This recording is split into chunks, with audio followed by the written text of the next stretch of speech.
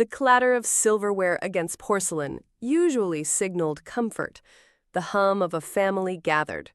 Tonight, it was a drumbeat of accusation, each metallic chime echoing the sharp edges of my daughter-in-law's voice, slicing through the otherwise peaceful evening.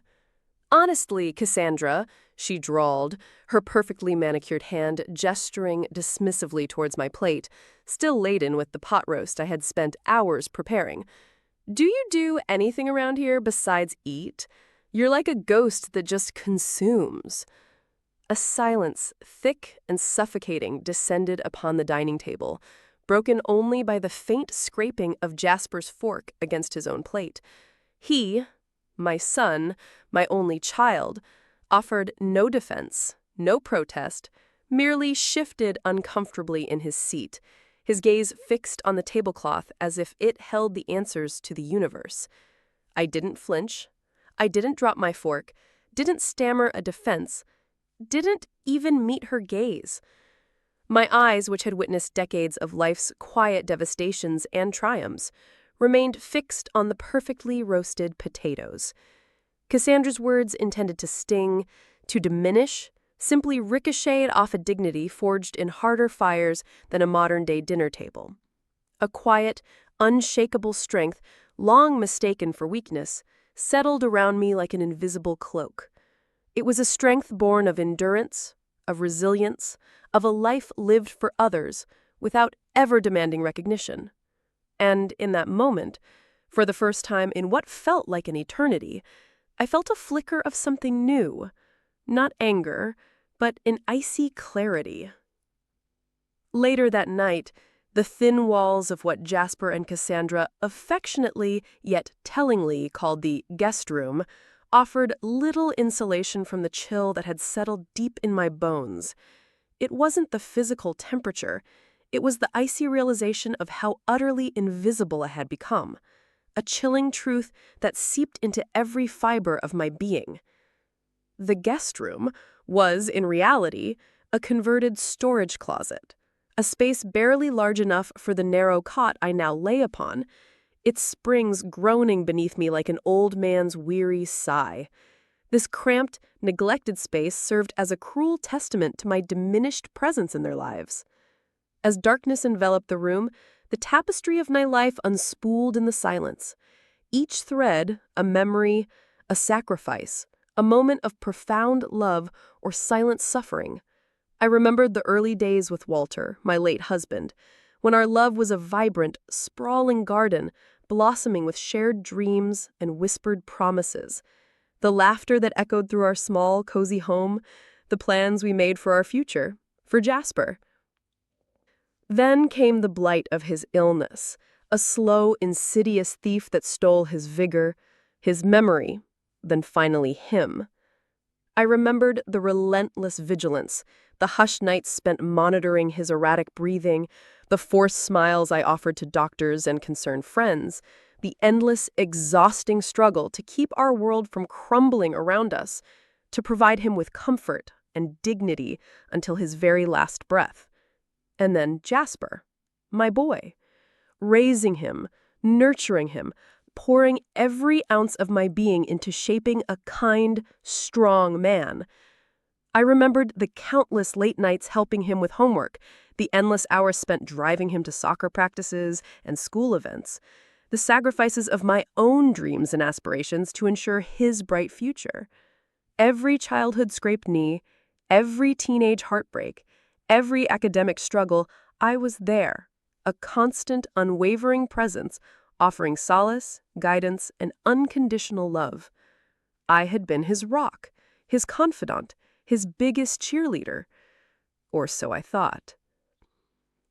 The years had blurred into an endless, self-sacrificing cycle of giving. My modest savings, painstakingly accumulated over decades, had been quietly siphoned away, absorbed by Jasper's university tuition, by Cassandra's extravagant tastes, by unexpected household repairs that always seemed to fall to me. My energy, once boundless, was now perpetually depleted. My very identity, once a vibrant tapestry woven with personal ambitions and passions, had been slowly, subtly consumed, absorbed by the needs of others, until there was seemingly nothing left of Evelyn May Beaumont. I had been the unwavering foundation, the silent backbone, the ever-present shadow in the periphery of their lives.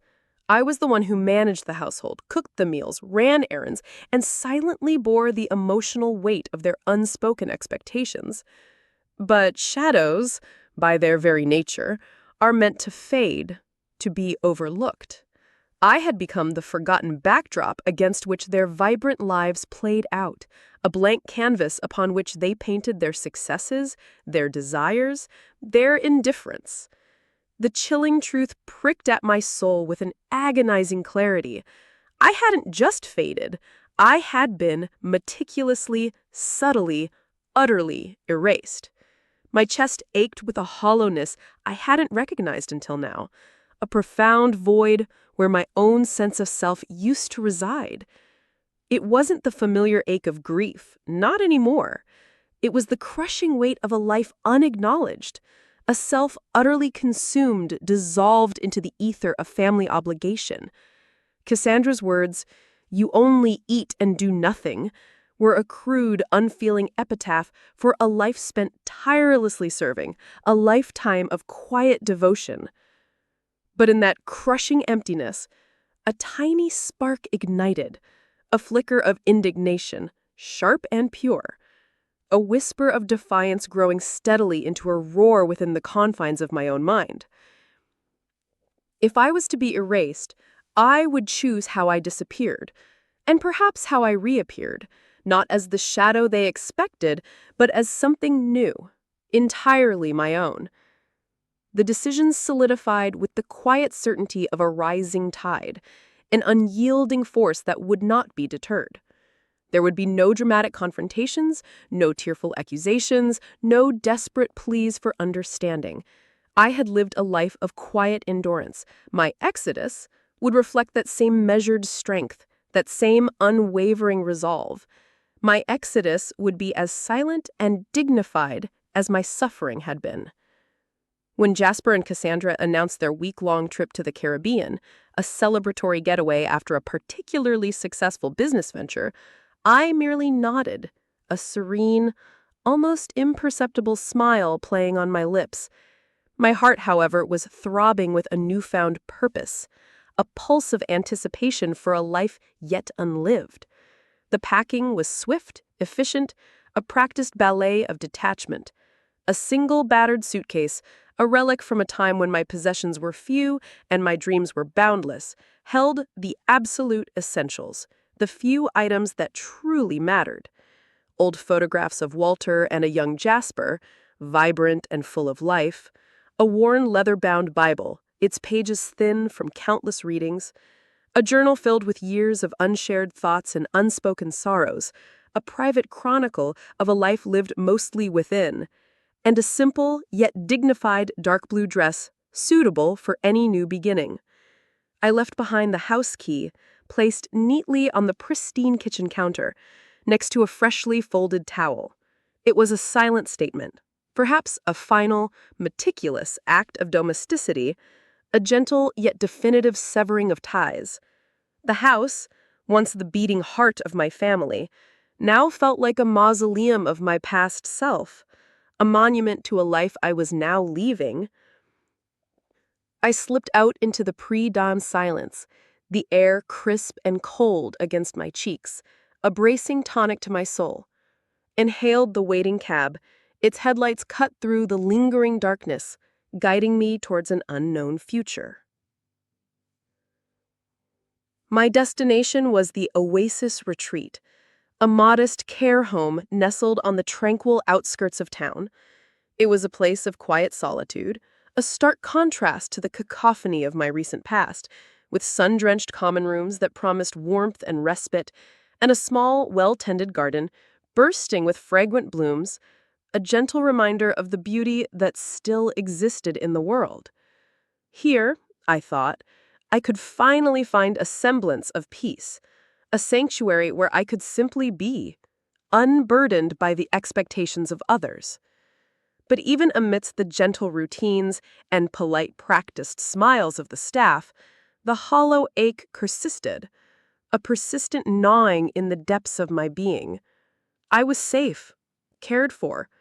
My basic needs were met with quiet efficiency, but I still felt unmoored, adrift, unnoticed. The erasure, it seemed, had left a deeper scar than I had initially realized, a phantom limb of self that yearned for purpose, for recognition of its own quiet flame. Days bled into weeks, weeks into months, each marked by the same quietude, the same subtle yearning for something more. The conversations with other residents, though pleasant, often felt superficial, circling around ailments and past glories, rarely touching upon the raw, aching reality of lives lived. During a quiet evening long before his illness had consumed him, the memory was vague, almost a wisp of smoke, but it nagged at me, a persistent whisper in the back of my mind. It held a peculiar weight, a subtle insistence that refused to be dismissed. The next morning, fueled by this faint yet persistent recollection, I made a call, a tentative whisper into the past, to Marcus Thorne, Walter's longtime lawyer. His voice, when he finally answered, was a comforting balm over the phone, tinged with a familiar kindness that surprised me. He remembered me, he said with a warmth that was both genuine and unexpected. A week later, he arrived at Oasis Retreat, his well-worn leather briefcase clutched in his hand, a look of gentle concern etched on his face, as if he knew instinctively that something profound had shifted in my life. We sat in the sunlit lounge, the aroma of stale coffee lingering in the air, a familiar scent that somehow grounded me. Marcus, with his kind, knowing eyes and precise, deliberate movements, opened his briefcase, and then he laid it on the worn wooden table between us. A crisp, official document, adorned with seals and signatures, the paper crackling faintly as it was unfolded. The house deed, dated 1994, signed, sealed, and delivered in my name, Evelyn May Beaumont. A tremor, subtle yet undeniable, ran through me, starting deep within my core and spreading outwards. The house, my house, the very house where I had raised Jasper, nursed Walter through his long illness, spent countless hours tending to a home that was, unbeknownst to me, legally, unequivocally mine. The truth hit me with the force of a physical blow, yet it was a blow that simultaneously shattered my old perceptions and ignited a blazing fire within. I had been living as a forgotten guest in my own home, a silent proprietor of a property my family had claimed as their own, the rightful owner of the very roof over their heads, while they had treated me as a burden, a mere fixture. The realization was a tidal wave, washing over me with a potent mix of shock, indignation, and a burgeoning, exhilarating sense of power. The irony, bitter and sweet, was almost unbearable. They had stripped me of my dignity, accused me of being a parasitic burden, while I, all along, had been the foundation, the very bedrock of their existence, the silent provider of their comfort and security. Marcus watched me, his expression unreadable, a silent witness to my profound awakening. Walter was a very private man, he said softly, as if reading the swirling thoughts within my mind, his voice gentle and empathetic. He wanted to ensure you were always provided for, no matter what. He valued your sacrifices more than you know, Evelyn. The temptation to confront them, to wield this newfound truth like a shimmering double-edged weapon was potent, almost overwhelming. To call Jasper and Cassandra, to watch their faces contort in shock, to witness their carefully constructed world of entitlement crumble around them, to see the dawning horror in their eyes. The thought was undeniably alluring, a fleeting taste of vindication. But that wasn't my way. Revenge, I realized, was a hollow satisfaction, a bitter victory that would ultimately feel me as empty as before. My strength, I had learned through decades of silent suffering, was not in loud defiance, in explosive arguments, or in demanding recognition. It was in quiet, strategic action, in the profound resilience of my spirit. I had been erased, yes, but now I held the power not just to redraw my own boundaries, but to create an entirely new landscape, one built on purpose and compassion. I folded the deed carefully, meticulously, the crisp paper a tangible symbol of my newly reclaimed autonomy. A quiet, knowing smile formed on my lips, a genuine smile that reached my eyes for the first time in years. "Thank you, Marcus," I said, my voice steadier, stronger than it had been in years. "You've given me something far more valuable than a house. You've given me my life back." The plan unfolded with the same quiet precision that had marked my departure from their home. There was no fanfare, no boasting, just a calm, determined execution of my newfound vision. I contacted a trusted real estate agent, discreetly, efficiently, ensuring that the sale would be handled with the utmost privacy and professionalism. The housing market was surprisingly buoyant, a fortunate turn of events, and the house, a charming older property in a desirable tree-lined neighborhood, sold quickly, attracting multiple eager buyers. The sum, when it finally materialized in my account, was substantial, far more than I had ever anticipated, a testament to Walter's foresight and the enduring value of the home he had so lovingly provided for me. For years, I had watched my meager resources dwindle, feeling the slow, insidious creep of financial insecurity, a constant undercurrent of anxiety in my life. Now, I held the literal key to a future I could have only dreamed of, a future unbound by dependence or fear. But what to do with it? Buy a grander residence? Indulge in luxuries I had long denied myself? Embark on world travels? The thought felt empty, unsatisfying, a mere superficial solution to a much deeper yearning, that hollow ache within me, the one that had persisted even at Oasis Retreat, still yearned for something more, something profoundly meaningful. And then it came to me, a sudden, vivid image, clear and compelling, like a vision sent from above. The countless women like me, the forgotten, the overlooked, the quietly suffering, trapped in lives of quiet desperation, their contributions unacknowledged, their voices unheard, women who had given their lives to families only to find themselves discarded, invisible, at the mercy of others' whims. Harmony House. The name materialized in my mind, clear and resonant, a perfect echo of the purpose blooming in my heart, a refuge, a sanctuary, a place where the overlooked could finally be seen, truly seen, for their inherent worth, where the unheard could find their voice, perhaps for the very first time, where the erased could be remembered, celebrated, and find new purpose. I embarked on a tireless search for a suitable property, ultimately finding a beautiful, sprawling old home, a former grande dame in need of gentle restoration, with a generous, sun-drenched garden far enough from the city's frantic pace to offer genuine peace, yet close enough for easy access. I poured my energy, my newfound financial resources, and the deep, rich well of my life experiences into its creation. It was a labor of love, a testament to resilience, a phoenix rising from the ashes of my own past. I meticulously oversaw every detail, from the structural renovations to the choice of soothing paint colors and comfortable, inviting furnishings.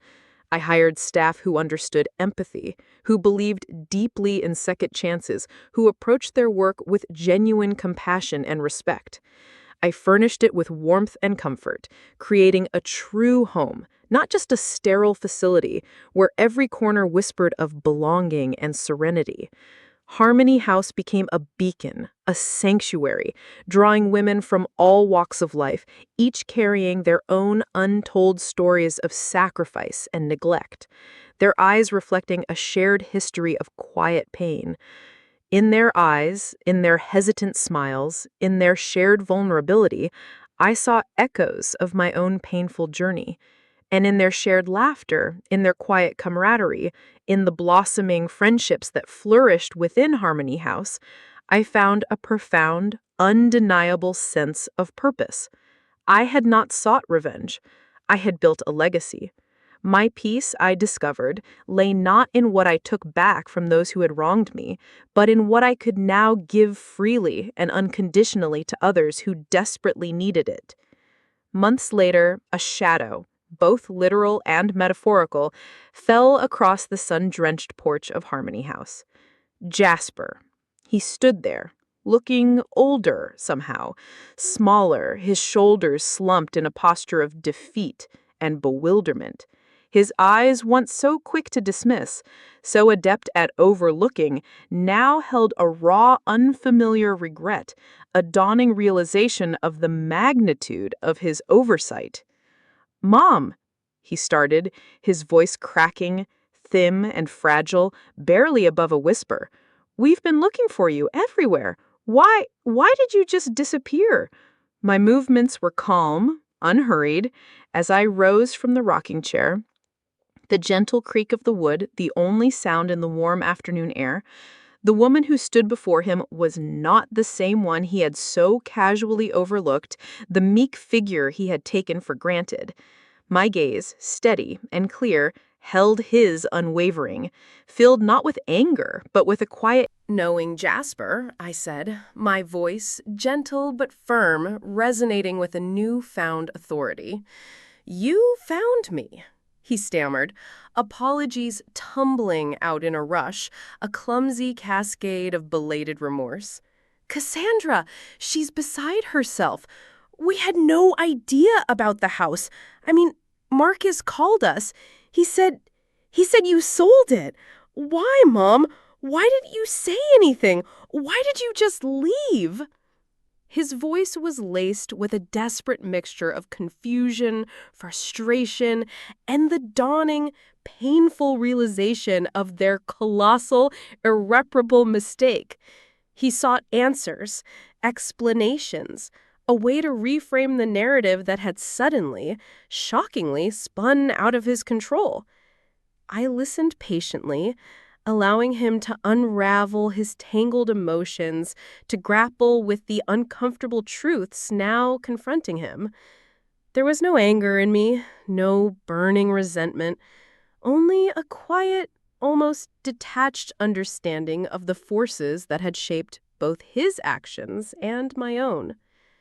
"Jasper," I finally interjected, my voice a soft counterpoint to his agitated words, a gentle yet firm redirection. "I didn't leave you.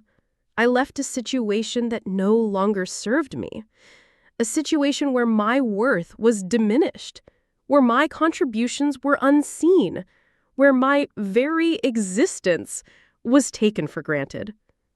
His eyes widened, searching mine for an answer, for a sign of the mother he thought he knew, the one he had pigeonholed into a role of silent service.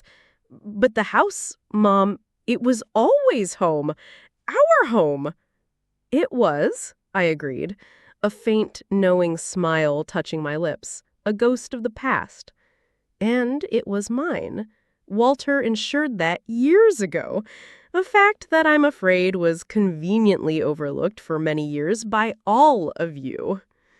He recoiled, as if struck, a physical manifestation of the blow his illusions had just taken. The truth finally spoken aloud landed with the undeniable weight of decades of unspoken neglect, of unacknowledged sacrifice. The house, the very symbol of their perceived entitlement, was never truly theirs to begin with. It had been mine, quietly, legally, all along. "I understand you're upset," I continued, my voice compassionate but unyielding, "and perhaps confused. But my choices were made out of a profound need for peace, for purpose, for self-respect, not out of anger or a desire for revenge. I simply chose to live, truly live for myself. I reached into the pocket of my cardigan, pulling out a crisp, neatly folded sheet of paper. It wasn't the old deed, the one that had unlocked my freedom. It was a brand new one, intentionally left blank, pristine, and unmarked. "Here, Jasper," I said, extending it to him. His hand trembled slightly as he took it, his fingers brushing mine, a spark of connection, however brief, however fragile. "This is a deed, a blank deed to your future. You fill it. Fill it with kindness. Fill it with respect. Fill it with acknowledgement for those who sacrifice for you, for those who love you unconditionally. Fill it with genuine love, not just expectation. Don't let your future be built on the silent suffering of others, on the unacknowledged foundations laid by those who gave everything for you." He looked at the blank paper, then slowly, hesitantly, back at me, a profound, transformative shift occurring in his eyes. The boy who had sat silently at the dinner table, allowing his mother to be disparaged, the man who had passively accepted her tireless service, was finally seeing the woman who sat before him, a woman who had, with quiet grace and unwavering strength, not just reclaimed her life, but redefined what it meant to live. The sun dipped below the horizon, painting the sky in breathtaking hues of amber, rose, and deep violet, casting long, peaceful shadows across the flourishing garden of Harmony House. I sat on the porch swing, the gentle creak of the chains a soothing rhythm, a cool, gentle breeze rustling the leaves of the old oak tree that stood sentinel over the property. My strength, I realized, was never in loud defiance, in explosive arguments, or in demanding recognition. It was in the quiet endurance that allowed me to survive, to adapt, to rebuild from the ground up. It was in the unwavering belief in my own inherent worth, even when others tirelessly tried to chip it away, brick by painful brick. It was in the silent resilience that allowed me to rise, not in anger, but in profound self-respect. Harmony House flourished, a vibrant testament to the power of human connection and quiet, indomitable resilience. It was more than just a shelter. It was a vibrant community, a living, breathing testament to the idea that no one is ever truly forgotten. Here, forgotten people were not just remembered, they were cherished. Here, whispers of past pain slowly, miraculously, transformed into choruses of laughter, into shared stories, into newfound purpose. Here, lives once deemed insignificant bloomed with a vibrant, unexpected beauty. A second springtime. We shared stories of hardship and hope, cooked nourishing meals together in the communal kitchen, meticulously tended the blossoming garden, and most importantly, we listened to each other, truly listened, with open hearts and empathetic ears. We saw each other, truly saw the unique spirit and inherent dignity in every individual. I no longer needed to prove my worth to anyone. My actions, the very existence of Harmony House, the smiles on the faces of the women within its walls, spoke louder than any words I could ever utter. The woman who was once a ghost, accused of consuming nothing, now nourished a thriving community, fostering growth and healing in countless lives. The woman who was erased had etched her own indelible mark on this world, not through confrontation or bitterness, but through an unwavering commitment to kindness, boundless resilience, and profound self-respect. My journey, I knew, was a quiet revolution, a testament to the power of transformation that lay within even the most overlooked lives. And in that profound quietude, in the gentle rhythm of purpose and belonging, I found my loudest voice, a voice that whispers now and always to all who feel unseen, unheard, or unvalued. Remember, your strength, reclaim your dignity. Your story is not over. You are not forgotten. You are powerful beyond measure, and your purpose, like mine, awaits the quiet courage to be rediscovered.